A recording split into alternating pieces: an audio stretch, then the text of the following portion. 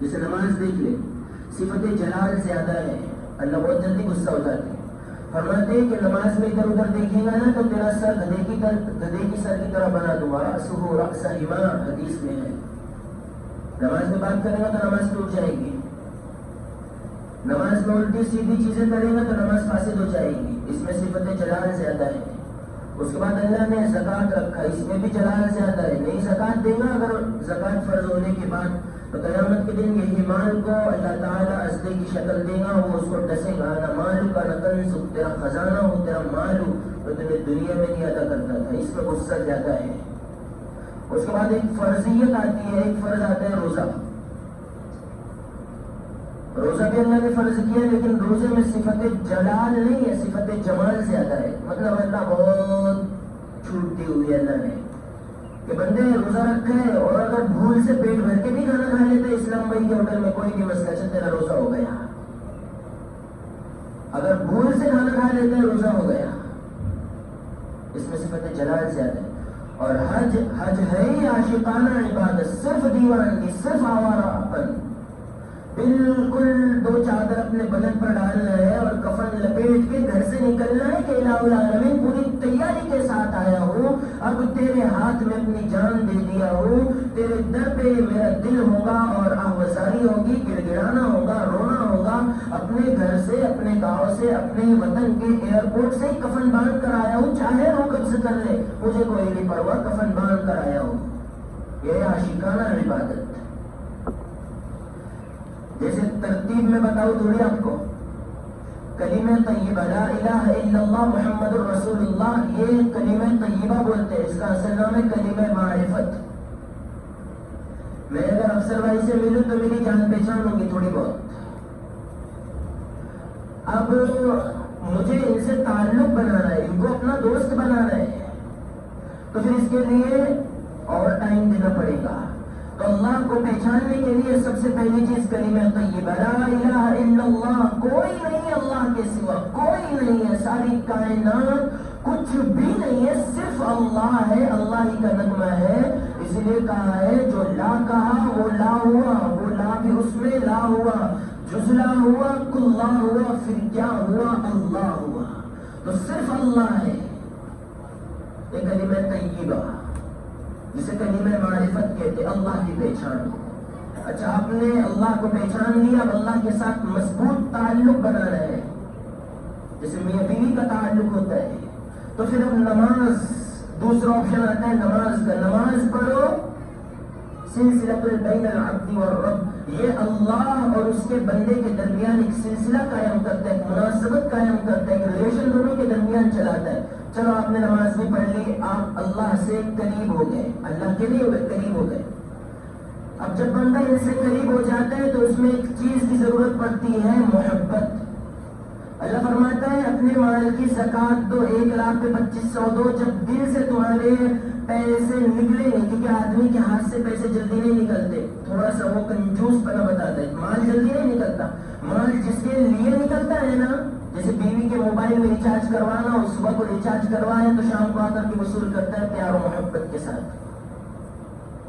مال جب نکلتا ہے نا تو بندے کے دل میں محبت آتی ہے، بندے کو کہا کہ چل مال کی زکوٰۃ دے، مال دیا، پھر اللہ سے محبت ہو گئی محبت۔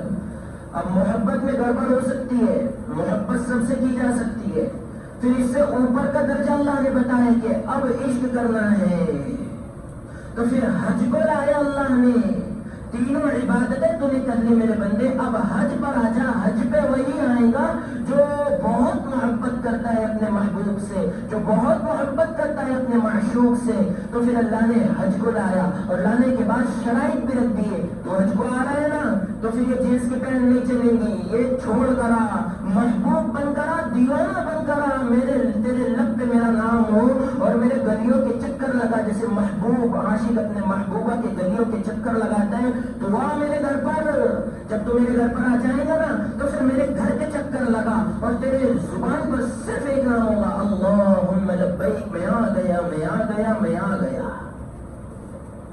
دونوں مسجدیں ہیں، غور سے سننا، کعبۃ اللہ بھی مسجد ہے اور یہ نورانی مسجد پڑولی یہ بھی مسجد ہے، یہاں اللہ کہتا ہے تضرعا و خفیہ کیا میرے بندے آہستہ سے مجھے یاد کر، او اللہ مجھے معاف فرما، اللہ جی میرے گناہوں کو معاف فرما، اللہ جی کاروبار سیٹ کر دے۔ یہاں مسجد میں بیٹھے پڑولی میں تو آہستہ سے دعا کر، میں تیرے دل کے دھڑکن کو بھی جانتا ہوں، شہرت کو بھی جانتا ہوں، لیکن جب میرے گھر میں آ تو پھر دیوانہ وار چلا اللہم لبیک لبیک لا شریک لک لبیک، یہاں پستی سے کہہ رہا ہے اور وہاں مجنون بن کر ایک جنون کی کیفیت اس پر طاری ہے، اور دیوانگی میں اللہ کے عشق میں اس کے گھر کے چکر لگ رہے ہیں۔ اس لیے نبی اکرم صلی اللہ علیہ وسلم نے ارشاد فرمایا کہ جس نے حجر اسود کو بوسہ دیا گویا اللہ کے سیدھے ہاتھ کو اس نے بوسہ دیا۔ حجر اسود سے لے کر کعبۃ اللہ کا دروازہ ہے، اسے کہتے ہیں ملتزم، جس نے ملتزم کو چپٹ کر اپنا سینہ اس کو لگا کر رویا گویا کہ اللہ کے گھر کی چوکھٹ پکڑ کر ساروں قطار رویا، اور جو اللہ کے گھر کی چوکھٹ گھر کا دروازہ پکڑ کر روتا ہے اس کے دعا کے بارے میں ایک رتی کے برابر بھی شک نہیں ہوتا کہ وہ رد کی گئی ہوگی یا نہ قبول کی گئی ہو، قبول ہی ہوتی۔ اسی لیے اللہ نے قرآن کریم میں فرمایا وَإِذْ يَرْفَعُ إِبْرَاهِيمُ الْقَوَاعِدَ مِنَ الْبَيْتِ وَإِسْمَاعِيلُ، ہم نے اللہ کا گھر بنانے کے لیے ایسی ذات کا سلیکشن کیا، ایسی ذات کا انتخاب کیا۔ حضرت سیدنا ابراہیم علیہ السلام میں بچپن بڑا عجیب انداز میں گزرا، بتوں کو توڑا، وہ بت توڑے جو اللہ کے مقابلے میں بنائے گئے تھے، اس لیے اللہ نے فرمایا میرے خلیل آ جا، انہی ہاتھ سے بیت اللہ کی تعمیر کرواؤ جن ہاتھ سے میرے مقابلے میں بنے ہوئے بتوں کو تو توڑا کرتا تھا۔ ابراہیم کو لائے مکہ المکرمہ، جب بتوں کو توڑ دیے تھے، واقعہ پورا تفصیل کے ساتھ اس جمعہ کو بتا چکا ہوں، بتوں کو توڑ دیے تھے، یہ کیس گیا تھا سپریم کورٹ میں نمرود کے یہاں پر۔ جب نمرود کے یہاں یہ کیس گیا ہے تو اس نے حکم صادر کیا تھا حرقوا وانصروا آلہتکم ان کنتم فاعلین، آگ جلاؤ، آگ کے اندر ابراہیم کو پھینکو، چترے چترے ہو جائیں گے، ریزہ ریزہ ہو جائیں گا، باڈی کے پرچھے اڑ جائیں گے۔ ویسے ہی کیا گیا، آگ کے انگارے میں ڈالا گیا، آگ گلے گلزار بن گئی اللہ کے حکم سے۔ جب بچ نکلے تو پھر نمرود نے در بدر کر دیا، جلا وطن کر دیا، مصر سے بھگا دیا، جا رہے ہیں مصر کی فلسطین سے، مصر میں پہنچے، بادشاہ کو کسی آدمی نے بتایا بڑی حسین عورت آ رہی ہے، خوبصورت آ رہی ہے۔ یہ آزمائش دیکھو، میں تو کہتا ہوں نا کہ اللہ سے ہمیشہ ایک ہی دعا کرنا چاہیے، سب سے پہلی دعا کہ اللہ آزمائش میں مت ڈال، ہم برداشت نہیں کر سکتے، ہماری اوقات ہی نہیں ہے کہ اللہ کی آزمائش برداشت کرے۔ پچھلے جمعہ کو میں ایوت محل میں تھا، میں نے وہاں پر ایک جملہ بڑے آتھینٹک انداز میں، وہاں مدرسہ ہے، مدرسہ احیاء العلوم، وہاں مدرسے میں بیان کرنے گیا تھا، وہاں پر بھی میں نے کہا کہ جب بندہ پھنس جاتا ہے نا تو ایک دعا کرنی چاہیے، اللہ بس آزمائش میں مت ڈالنا، نہ بندوں کی نہ تیری، کسی کی آزمائش میں، اس لیے کہ ہمیں وہ طاقت ہی نہیں ہے کہ اللہ کے سامنے آزمائش میں کھڑے کھڑے اترے، اس لیے جاتے اچھے، اور اللہ کی آزمائش بڑی چھوٹی ہوتی ہے، بہت چھوٹی ہوتی ہے۔ ایک عورت جا رہی ہے نا تو اللہ کہتے ہیں اس کو نگاہ ابھر کر نہیں دیکھنی، نگاہ اٹھا کر نہیں دیکھنی، بندے نے دیکھ لیا پھسل گیا۔ چھوٹی چھوٹی باتوں پر اللہ آزماتا ہے۔ یہاں تو سارے انبیاء کا باپ، جس کی نسل سے 70,000 نبی دنیا میں آئے ہیں، جس کی اولاد میں ابراہیم علیہ السلام کی اولاد میں 70,000 نبی دنیا میں آئے ہیں، ان کے ابا آزمائش ہو رہی ہے۔ جب بادشاہ نے نکالا ہے نا گاؤں سے تو پھر مصر پہنچنے کے قریب گئے تو بادشاہ کا جو گروگنڈا تھا اس نے دیکھ لیا کہ ان کے ساتھ ان کی بیوی سارا بھی ہے۔ بادشاہ بڑا ظالم تھا، ہر عورت سے زنا کرتا تھا، پکڑ کے لانے کا حکم دیا کہ لے کر آؤ، حسین ہے، خوبصورت ہے، محجبین ہے، اس کا چہرہ بڑا دل نشین ہے، پکڑ کر لاؤ، پکڑ کر لائے۔ حضرت سارہ رونے لگی، ارے او خلیل اللہ، آپ تو اللہ کے دوست ہیں، میں آپ کی عزت ہوں، میں آپ کی حرمت ہوں، میں آپ کی بیوی ہوں، یہ محترمہ ہوں، وائف ہوں آپ کی۔ یہ تو بادشاہ پکڑ کر لے جانے کا حکم صادر کر چکا، حکم دے چکا۔ فرمایا او میری بیوی فکر نہ کر، تو خلیل اللہ کی عزت ہے، تو خلیل اللہ کی حرمت ہے، تو خلیل اللہ کی عفت ہے، اللہ تعالیٰ کبھی اپنے دوست کی بیوی کو پامال نہیں کرتا، اس کی عزت کو بے عزت نہیں کرتا، چلی جا اللہ کا نام لے کر گئی بادشاہ کے سامنے، بادشاہ نے برائی کرنے کا ارادہ کیا، مائی کہنے لگی بادشاہ سلامت 2 رکعت نماز پڑھنے کی اجازت دے دو۔ یہاں سے معلوم ہوا جب کسی پر ظلم ہونا شروع ہوتا ہے، کسی پر ٹارچر ہوتا ہے، کوئی لڑکی پر اگر الزام لگنے والا ہوتا ہے یا کوئی لڑکے پر الزام لگنے والا ہوتا ہے، اس کا کام سب سے پہلا ہوتا ہے وضو کرے، 2 رکعت اللہ سے نماز پڑھے، اس کے بعد پھر اللہ اس کی مدد کے لیے آسمانوں سے فرشتے اتارتا ہے۔ ایک واقعہ ذہن میں آیا، علماء نے کتاب کے اندر ایک واقعہ لکھا ہے کہ ایک کشتی سمندر میں جا رہی تھی، بحری جہاز جو تھا سمندر میں جا رہا تھا، زلزلہ آیا، جہاز ٹوٹ کر کے تتر بتر ہو گیا، تو کچھ لوگ تو غرق ہو گئے، ڈوب گئے، اور کچھ جو لوگ تھے جو بچ گئے تھے وہ لکڑوں کے اوپر، تخت کے اوپر تیرنے لگے۔ ایک عورت اپنا دودھ پیتا بچہ اپنے گود میں لے کر کے تختے کے اوپر بہی رہی ہے، پیچھے سے ایک حبشی کالے آدمی نے دیکھا، اس کو بدماشی سوچی، یار عورت کو پریشان کرتا ہو، اپنا تختہ پھینک کر اس عورت کے تختے پر آیا اور اس کے ہاتھ میں سے بچہ لے کر کے سمندر میں پھینک دیا۔ عورت کہنے لگی لا العالمین، حرکت کرتی ہوں ڈوب جاؤں گی، اگر حرکت نہ کرتی ہوں یہ میرے ساتھ بدماشی کرے گا، یہ میرے ساتھ ظلم و زبردستی زیادتی کرے گا۔ اللہ پاک جل شانہ کی طرف جیسے ہی متوجہ ہوئی، علماء کرام نے لکھا ہے فوراً سمندر میں سے گردن کی طرح ایک پرندہ نکلا، ایک ہی لقمے میں اس کو پکڑ کر ختم کر دیا، جیسے تیسے پہنچیے کنارے کے اوپر۔ تو اب جہاز کو اپنے دوپٹے کے اشارے سے آواز دیا، جہاز دوپٹہ ہلایا، جہاز اس کی طرف آیا، جہاز میں سوار ہو گئی، تو کیا دیکھتا ہے ایک نوجوان ہے جس کے گود میں اس کا وہ بچہ جو اس آدمی نے سمندر میں پھینکا تھا گود میں بیٹھ کر کے کھیل رہا ہے۔ بچہ بھی بچ گیا، عزت بھی بچ گئی، ایمان بھی بچ گیا، اور کیا ہونا۔ کہنے لگی یہ میرا بچہ ہے، مجھے لوٹا دو۔ وہ آدمی کہنے لگا یہ تو ہمیں سمندر میں جانور پر ملا ہے۔ کہنے لگا ماجرا کیا ہے؟ یہ بچہ ہم نے اس کنارے سے لے کر آیا ہے۔ اس کا کپتان کہنے لگا ارے ہم جب جہاز چلا رہے تھے غیب سے ایسی آواز آئی کہ اس طرف نہ جاؤ، پہلے یہاں جاؤ، اگر اس طرف جاؤ گے سمندر میں ڈبو دیے جاؤ گے۔ جب ہم آواز کی طرف چلنے لگے ایک بچہ جانور کی پیٹھ پر کھیلتے ہوئے ملا، ہم نے وہ بچہ اٹھا لیا۔ اللہ کی طرف متوجہ ہوئی خاتون، بچہ بھی سلامت، خود بھی سلامت، ایمان بھی بچا، عزت بھی بچی، جان بھی بچی۔ مسئلہ یہ ہے جب ہم پر حالات آتے ہیں نا، اس کے چکر لگاتے ہیں، مولویوں کے، ڈاکٹروں کے، اس کے رشتہ داروں کے، کوئی کام نہیں آتا۔ مصیبت کے وقت کام آنے والی ذات صرف اللہ کی ہے، باقی کوئی نہیں۔ باقی سب نام کے پجاری ہے، یہ مدد کریں گا وہ مدد، کوئی کسی کی مدد نہیں کرتا، صرف اللہ ہے۔ وہ واقعات نے سنے فضائل میں 60 سال سے واقعات سنتے کہ صحابہ 2 رکعت میں مرے ہوئے کو زندہ کرتے تھے۔ آج ہم کیا مرے ہوئے 2 رکعت میں اللہ ہم کو نمک نہیں دیتا، آج نماز اتنی کمزور ہو گئی ہماری۔ علماء نے لکھا ہے کہ جب بے نمازی، غور سے سننا اور اگر برا لگے تو پہلے معافی مانگتا ہوں کیونکہ یہ حق بات ہے۔ علماء نے لکھا ہے کہ بے نمازی اگر کسی کے گھر میں جھانک کر دیکھ لے اس کے گھر کا پردہ نہیں لگا ہوا تھا، 40 دن تک اللہ کی لعنت اس کا گھر پہ برستی۔ صرف بے نمازی اگر گھر میں جھانک کر دیکھ لے اور پردہ اس گھر کا لگا ہوا نہیں تھا، 40 دن تک اللہ کے فرشتوں کی اس گھر پہ لعنت برستی ہے۔ سوچا مسلمانوں، جس گھر میں ماں بے نمازی، بیٹا بے نمازی، باپ بے نمازی، سسر بے نمازی، ساس بے نمازی، بچے بے نمازی، پورا فیملی بے نمازی، تو اس گھر میں کیا رحمت برسے گی یا لعنت برسے گی؟ صرف بے نمازی کے جھانک کے دیکھنے سے یہ وبال ہے، تو پھر کیا؟ ابراہیم علیہ السلام نے کعبۃ اللہ کی تعمیر کی۔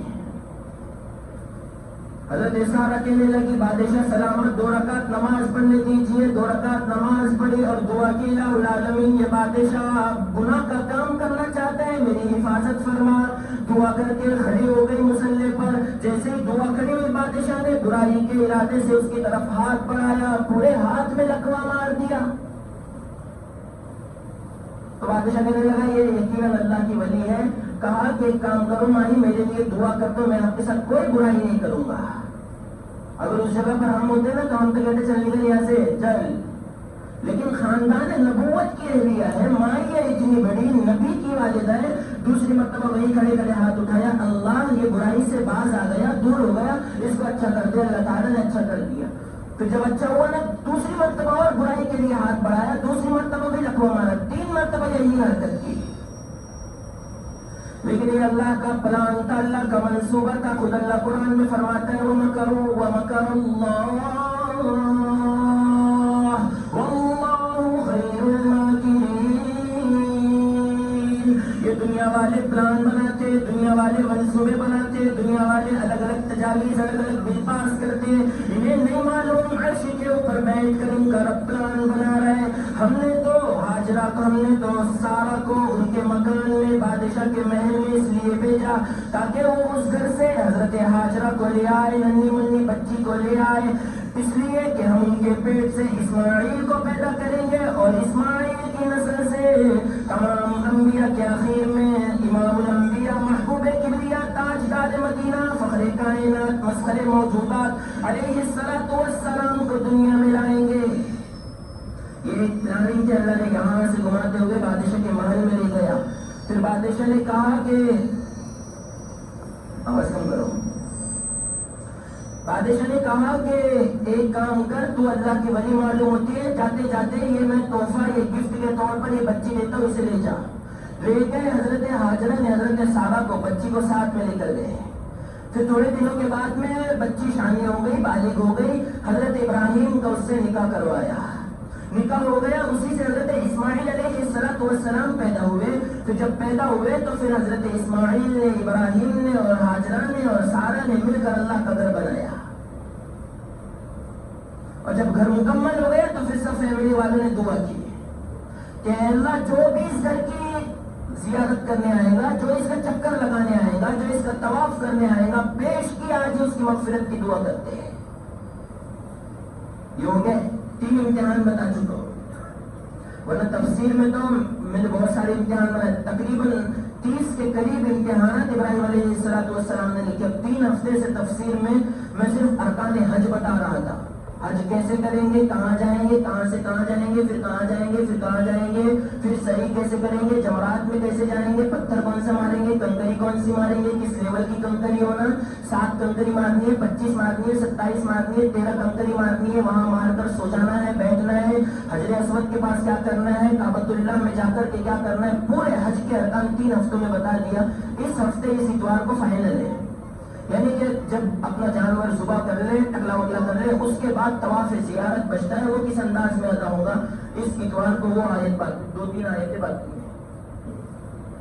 تو اللہ تبارک و تعالی نے پورے حج کا طریقہ سمجھا کر کے اب حاجی کو ایک دعا بتائی کہ حاجی تو حج کرنے آ رہا ہے، تجھے ایک دعا کرنی ہے. دعا کیا کرنی ہے تجھے؟ تیری اولاد فرما بردار بن جائے، یہ دعا سب سے پہلے کرنی ہے. میں اس کا بیک گراؤنڈ بتاؤں. حضرت ابراہیم علیہ السلام نے جب کعبۃ اللہ بنا لیا نا، تو ان کا ایک امتحان تھوڑا سا بچ گیا تھا. وہ امتحان یہ تھا کہ جب تم نے ابراہیم اور اسماعیل دونوں نے مل کر کعبۃ اللہ کی تعمیر مکمل کر لی، تو ایک کام تم نے کرنا ہے. اس سے پہلے کیا کرنا ہے؟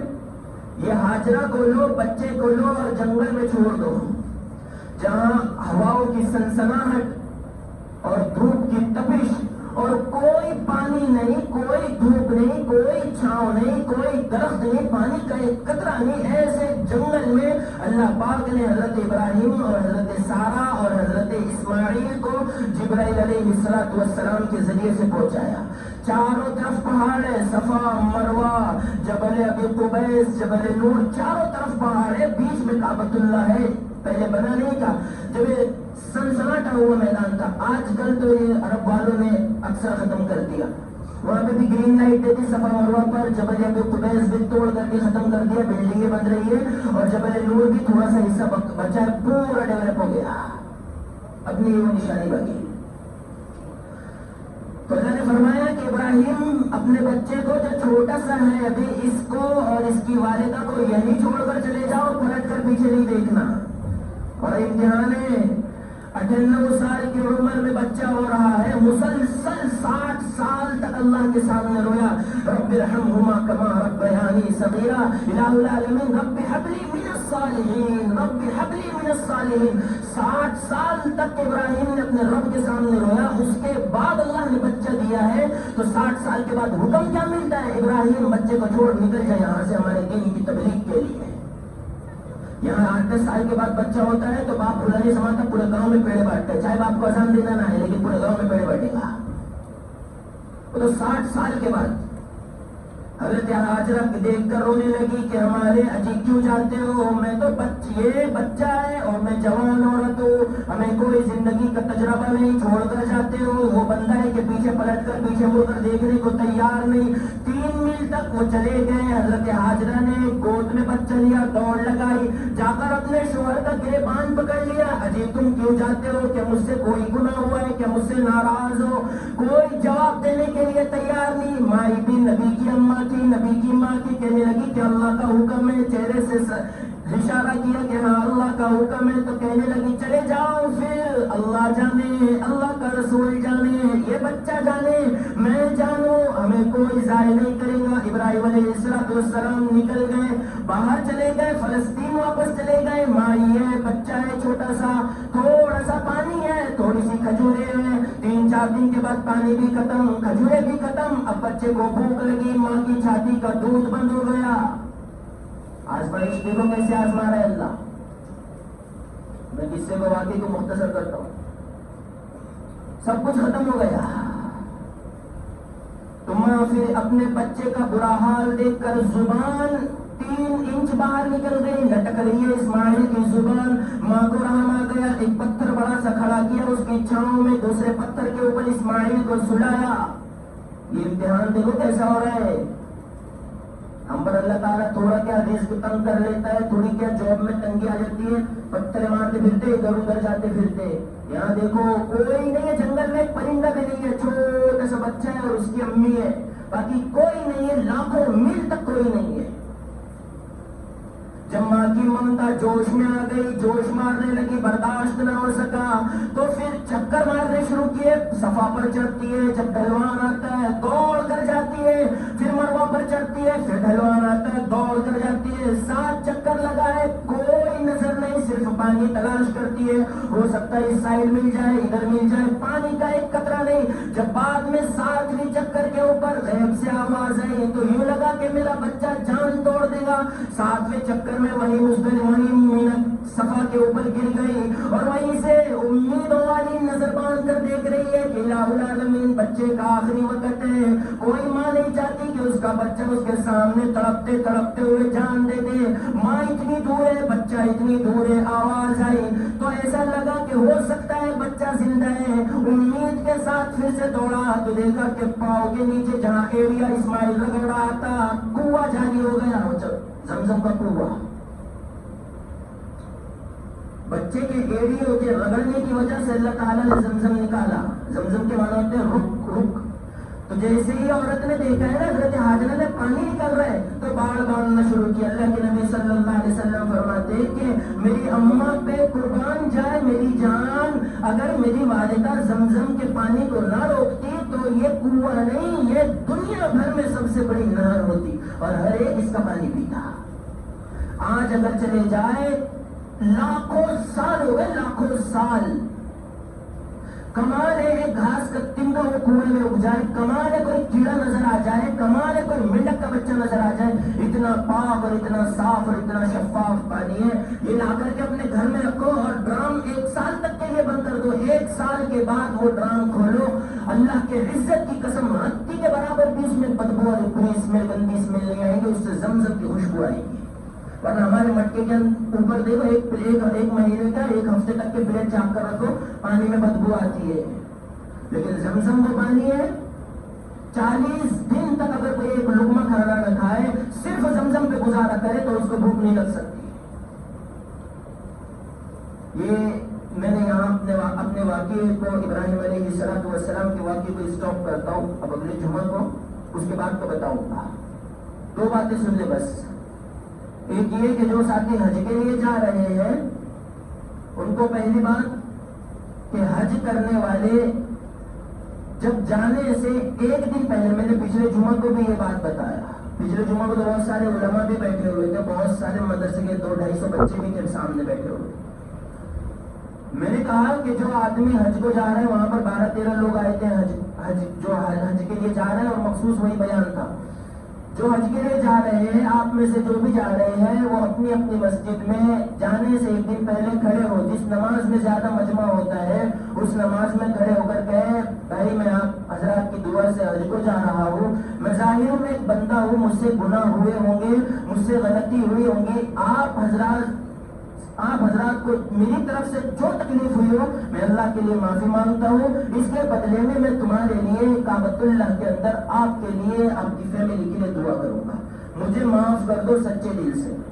یہ کوئی کام ضروری نہیں ہے کہ کرنا ہی چاہیے، کرنا ہی پڑے گا، نہیں، یہ مستحب اور نفل عمل ہے، بہت اچھا ہے کہ معافی مانگ کر چلے جاؤ، جو یہاں سے معافی مانگ کر چلے جائیں گا تو اس کے پچھلے گناہ تو معاف ہو جائیں گے، وہاں جا کر کے پھر نئے سرے سے حساب و کتاب ہوگا۔ اور دوسری بات، جو حج کے لیے جا رہے ہیں وہ کم سے کم آج سے، اگر ان کی فلائٹ کو 2-3 دن باقی، شادی کو غور سے سنو، شروع کرتے ہیں جمعہ واسی عمل، جو حج کے لیے جا رہے ہیں وہ کم سے کم روزانہ 1000 مرتبہ درود شریف پڑھے، کم سے کم 1000 مرتبہ، اور جب جائے تو یہ جو پڑا ہوا ہے یہ جناب محمد عربی صلی اللہ علیہ وسلم کی خدمت عالیہ میں، یاد ہے پچھلے جمعہ کو بھی کہا تھا نا، تھوڑا غصے میں تھا اس دن، اب بہت ہنس کے بول رہا ہوں، وہ اس وقت میں جب آپ پہنچ جاؤ مدینہ المنورہ تو اللہ کی خدمت میں یہ درود شریف کا نذرانہ پیش کرو، یقین جانو اللہ کی عزت کی قسم، یہ جو درود اللہ کی خدمت میں آپ خود کہو گے اپنی زبان سے کہ میرے نبی، یہ میں نے ٹوٹی پھوٹی گناہ گار زبان سے آپ کی ذات پر درود پاک کا نذرانہ پڑھ کر لایا ہوں، 7 نسلوں تک اللہ تعالیٰ ایمان والے پیدا کرے گا جن کو دھکا بھی نہیں لگے گا، اللہ تعالیٰ ان کی نسلوں میں پھر ایمان کو جاری کر دے گا اور مجاہدین ان کی نسلوں میں پیدا ہوں گے۔ تو یہ 2 باتیں تھیں، باقی باتیں بہت ساری ہیں، وہ آئندہ ہفتے کو شروع سے انشاءاللہ میں شروع کر دوں گا، اللہ تعالیٰ عمل کرنے کی توفیق نصیب فرمائے، جن حضرات کی سنت باقی ہے وہ پڑھ لیں۔